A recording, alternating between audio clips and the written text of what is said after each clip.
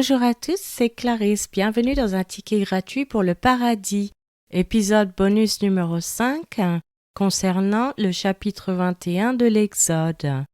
Comment les descriptions de l'esclavage dans l'Ancien Testament correspondent-elles à ce que nous savons de l'histoire? La pratique de l'esclavage remonte au 4e millénaire avant Jésus-Christ et est largement attestée à travers pratiquement toutes les périodes documentées de l'Ancien Proche-Orient. L'institution est probablement née lorsque les peuples anciens ont fait des prisonniers de guerre.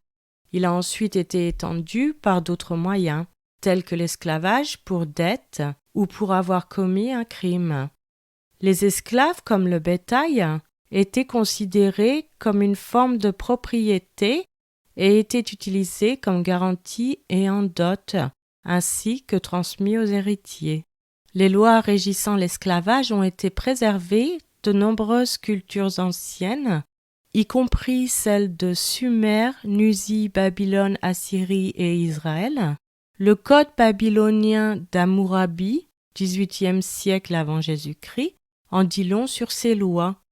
Selon ce code, les esclaves recevaient certains droits, mais détenaient clairement un statut diminué par rapport au reste de la société.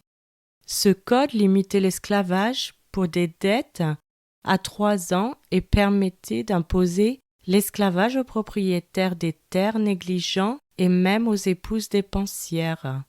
Les citoyens libres et les esclaves pouvaient se marier selon l'ancienne loi babylonienne.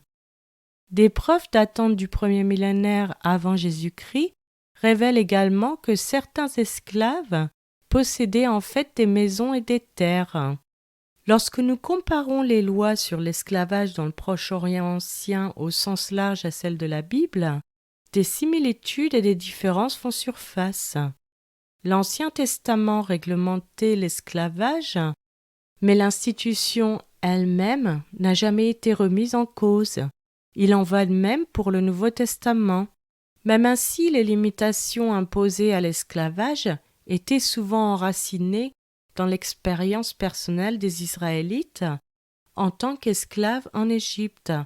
Voir Deutéronome chapitre 15 verset 15 « Tu te souviendras que tu as été esclave au pays d'Égypte et que l'Éternel ton Dieu t'a racheté.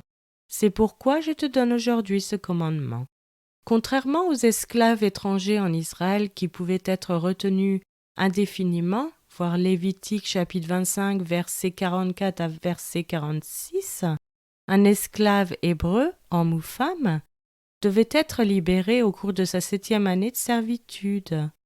Voir Exode chapitre 21 verset 2, si tu achètes un esclave hébreu, il servira 6 années, mais la 7e, il sortira libre, sans rien payer. Et Deutéronome chapitre 15 verset 12, si l'un de tes frères hébreux, homme ou femme, se vante à toi, il te servira 6 années, mais la 7e année tu le renverras libre de chez toi. Le propriétaire d'esclaves était obligé de fournir à un esclave hébreu partant des provisions suffisantes pour une réintégration réussie dans la société. À voir dans Deutéronome chapitre 15 versets 13 à 15, « Et lorsque tu le renverras libre de chez toi, tu ne le renverras point à vide. Tu lui feras des présents de ton menu bétail, de ton aire, de ton pressoir, de ce que tu auras par la bénédiction de l'Éternel ton Dieu. Tu te souviendras que tu as été esclave au pays d'Égypte, et que l'Éternel ton Dieu t'a racheté. C'est pourquoi je te donne aujourd'hui ce commandement. » Dans Exode chapitre 21 versets 5 à 6 enregistre une règle parallèle au Deutéronome chapitre 15 versets 16 et 17. Si ton esclave te dit « Je ne veux pas sortir de chez toi parce qu'il t'aime, toi et ta maison, et qu'il se trouve bien chez toi, alors tu prendras un poinçon et tu lui perceras l'oreille contre la porte. Et il sera pour toujours ton esclave. Tu feras de même pour ta servante. » Cette règle concerne les esclaves qui ont choisi de rester avec leur maître à vie. Un tel esclave devait avoir une oreille percée une marque qui démontrait sa servitude volontaire et à vie. De telles marques sur les oreilles ainsi que la pratique de marquage de la peau ont également été observées en Assyrie. Exode chapitre 21 versets 7 à 11 aborde la question d'un père vendant sa fille en esclavage pour dette, vraisemblablement pour devenir l'épouse de l'acheteur ou du fils de l'acheteur, une pratique qui s'est également produite en Assyrie au cours du premier millénaire avant Jésus-Christ. L'acheteur n'était pas libre de vendre la fille en dehors d'Israël s'il choisissait de ne pas la garder.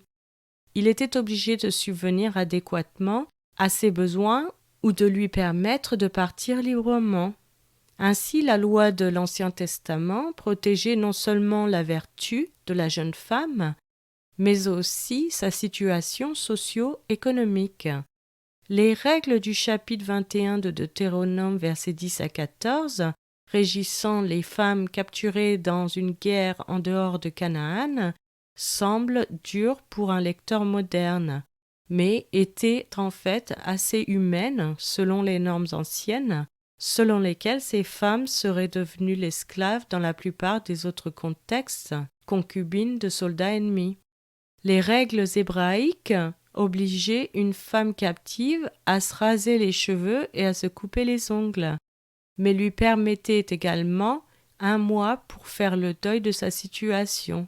Pendant ce temps, le soldat qui l'avait capturée n'était pas autorisé à avoir des relations sexuelles avec elle.